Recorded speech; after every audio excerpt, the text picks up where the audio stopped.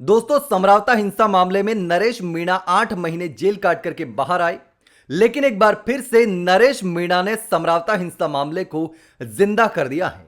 दरअसल आपको पता होगा कि देवली उनियारा में विधानसभा उपचुनाव के दौरान नरेश मीणा ने समरावता में एसडीएम को थप्पड़ मार दिया था, एसडीएम अमित चौधरी को, और उसके बाद जबरदस्त तरीके से बवाल हुआ। शाम को गांव में आगजनी हुई, घरों में तोड़फोड़ हुई, आग लगा दी गई, कई लोग घायल हो गए, पुलिसकर्मी भी घायल हो गए। उसके बाद लगभग 60 से ज्यादा लोगों पर मुकदमा दर्ज किया गया, जेल में डाल दिया गया। उसके बाद कुछ लोगों को रिहा भी किया गया। नरेश मीणा भी जो फाइनली अंदर थे जेल में, वो भी बाहर आ गए, सारे लोग बाहर आ गए, लेकिन मुकदमे अभी भी जारी हैं।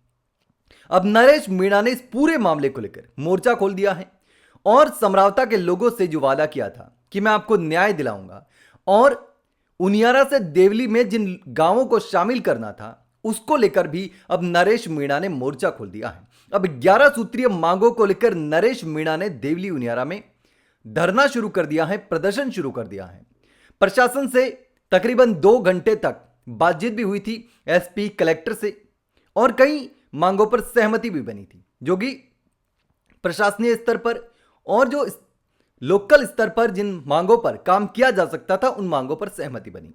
कुछ मांगे सरकार के लेवल पर पूरी की जानी है, उन मांगों को लेकर भी आश्वासन मिला कि सरकार तक पहुंचा दी जाएगी।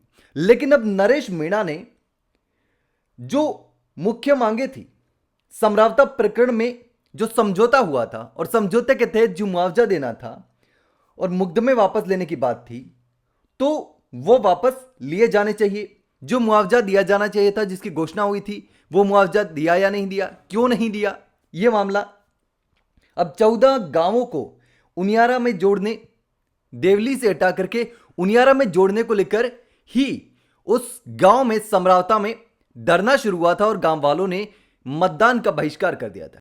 अब समरावता को लेकर नरेश मीणा ने जो मांगे रखी हैं, उसमें जो सरकार ने मुआवजा देने की बात कही थी, मुआवजा दे, 14 गांवों को देवली से हटा करके उनियारा में शामिल करे और 60 युवाओं पर जो एफआईआर दर्ज हैं उन एफआईआर को वापस लेने, और इसके साथ ही समर्थन मूल्य, फसल बीमा, सड़क पानी की समस्या, टोल वसूली समाप्त करने, नगर फोर्ट और सौंप थानों में जुड़े जो मामले हैं उन मामलों में कार्रवाई सहित 11 सूत्रीय टोटल मांग है, जिसको लेकर के नरेश मीणा ने अब जो है वो धरना शुरू कर दिया है, प्रदर्शन शुरू कर दिया है।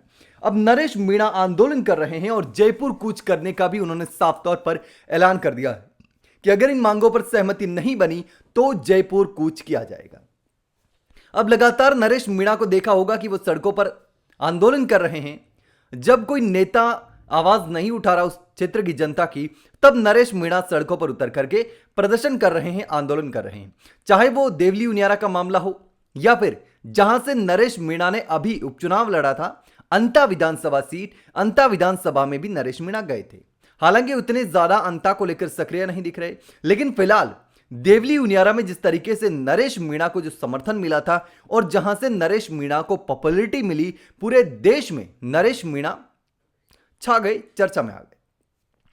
लेकिन अब देखना होगा कि नरेश मीणा की ये जो 11 सूत्रीय मांग है और इसमें जो मुख्य मांगे हैं, समरावता की जनता से जो वादा किया था, उनके लिए जो बजट जारी किया था, जो नुकसान हुआ था, उस नुकसान की भरपाई को लेकर के, इसके साथ ही 14 गांवों को उनियारा में शामिल करने और 60 युवाओं पर दर्ज एफआईआर वापस लेने को लेकर जो मांग की जा रही है, उन मांगों पर सहमति बनती है या नहीं बनती है। क्या सरकार नरेश मीणा की ये मांगे मानेगी? क्या सरकार समरावता के गांव के लोगों के साथ न्याय करेगी या नहीं करेगी? ये देखने वाली बात होगी। लेकिन दोस्तों, आपको क्या लगता है, क्या नरेश मीणा ने ये जो लड़ाई शुरू की है, इस लड़ाई में नरेश मीणा की जीत होगी या नहीं?